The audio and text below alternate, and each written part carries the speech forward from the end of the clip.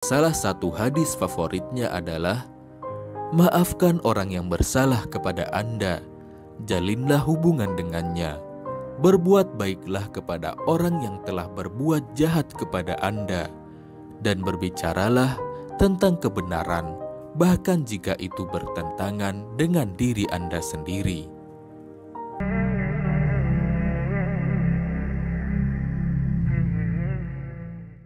Bagi Miriam Francescera, Al-Quran adalah puncak perenungan filosofisnya. Al-Quran pula yang kemudian mengantarkannya pada Islam. Doktor dari Oxford University, bidang politik Timur Tengah ini memeluk Islam pada tahun 2003 saat berusia 21 tahun.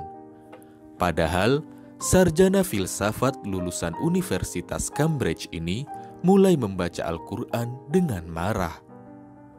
Lahir dan besar dengan lingkungan yang demokratis, Miriam sejak kecil sudah terbiasa mendapatkan ruang terbuka dalam berekspresi. Itu pula yang membantu Miriam meraih cita-citanya, termasuk potensinya dalam seni peran. Sejak usia 12 tahun, ia sudah menjadi artis melalui film Sense and Sensibility pada tahun 1995. Bermain apik dalam film tersebut, ia bermain lagi pada film Pause pada 1997 dan New Year's Day pada 2001. Namun, saat beranjak dewasa, Miriam lebih tertarik menekuni bidang akademis. Ia diterima di Universitas Cambridge dan mengambil studi filsafat. Ia pun banyak mengakrabi teori-teori filsafat dan isu-isu terkini yang ramai diperdebatkan di masyarakat, termasuk kontroversi tentang Islam dan terorisme yang mencuat setelah peristiwa 11 September. Menyaksikan betapa banyaknya nyawa yang melayang dan motif ideologis yang dibawa-bawa oleh pelaku membuat Miriam kemudian sangat emosional dan begitu marah terhadap Islam. Ia bahkan sempat berdebat soal Tuhan dengan teman kuliahnya. Sang teman menggunakan dalil ketuhanan sesuai konsep dalam Islam. Tak puas dengan debat itu, Miriam mempelajari Islam langsung dari Al-Quran. "Saya mempelajarinya untuk membuktikan pendapat teman saya yang seorang Muslim itu salah," ujarnya. Kemudian, ia mulai membaca Al-Quran dengan pikiran yang lebih terbuka. Baru membaca Al-Fatihah, ia mengaku sudah tercengang. Dalam Islam, seluruh tindakan manusia, ia sendiri yang akan menanggung konsekuensinya, katanya.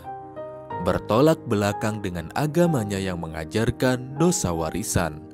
Terlebih, kata Miriam, semua yang termuat dalam Al-Quran seakan-akan mencerminkan gabungan berbagai pemikiran filsafat yang telah ia pelajari selama ini. Hal itu semacam kombinasi perenungan Kant, Hume, Sartre, dan Aristoteles.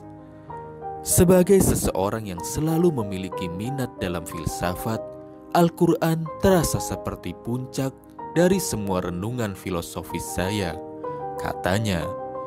Ia mengakui mendalami Al-Quran membuatnya menemukan jawaban dari misteri sumber kehidupan.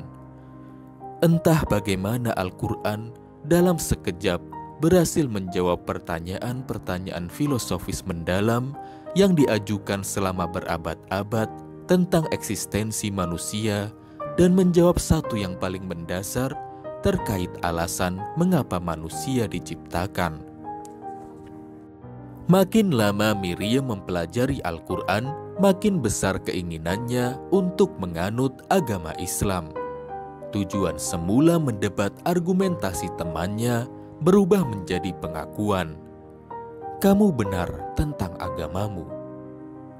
Tak mau buang waktu, ia segera bersyahadat.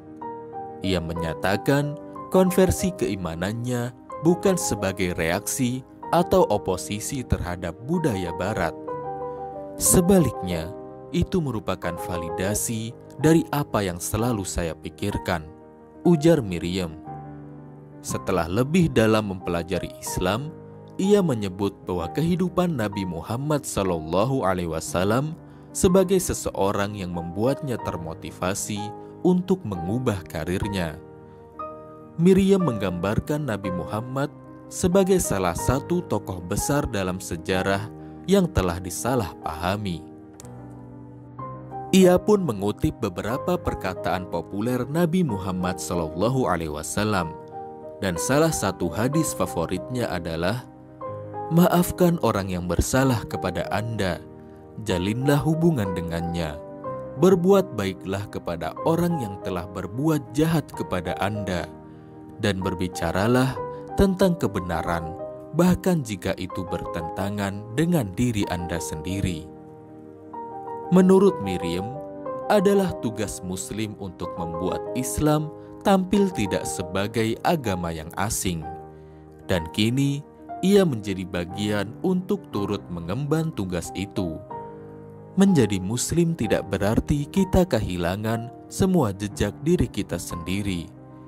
Islam adalah validasi yang baik dalam diri kita dan sarana untuk memperbaiki yang buruk, katanya.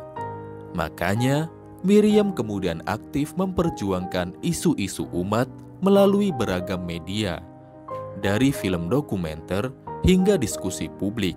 Sebagai jurnalis, akademisi, produser, dan penulis, ia berusaha mengenalkan Islam dan menepis berbagai persepsi negatif tentang Islam di kalangan publik. Acara dokumentasinya pun sudah ditayangkan oleh banyak media, termasuk Channel 4 dan BBC One. Bahkan beberapa proyeknya telah masuk nominasi penghargaan bergengsi untuk kategori Best Investigative Documentary 2018, seperti The Truth About Muslim Marriage, The Muslim Pond, dan A Deadly Warning, Srebrenica Revisited. Di samping kesibukannya memotret sisi lain kehidupan kaum muslim yang jarang terekam oleh media, Miriam juga tercatat sebagai peneliti di The Center of Islamic Studies di University London dan The Center for Global Policy. Perempuan berdarah campuran Inggris-Prancis ini sedang fokus melakukan studi mengenai dinamika integrasi sosial yang dialami oleh umat Islam di Inggris Raya. Hasil riset yang ia lakukan bukan hanya tertuang dalam bentuk jurnal ilmiah, tapi juga terpublikasi melalui media massa mainstream seperti The Guardian, The Telegraph, CNN, dan lain-lain. Menilik banyaknya kontribusi yang ia lakukan, Miriam pernah dinominasikan sebagai salah satu 14 under 14 European Young Leaders pada tahun 2017. Kita doakan semoga Miriam istiqomah di jalan Allah dan berakhir dengan husnul khotimah. Amin ya robbal alamin.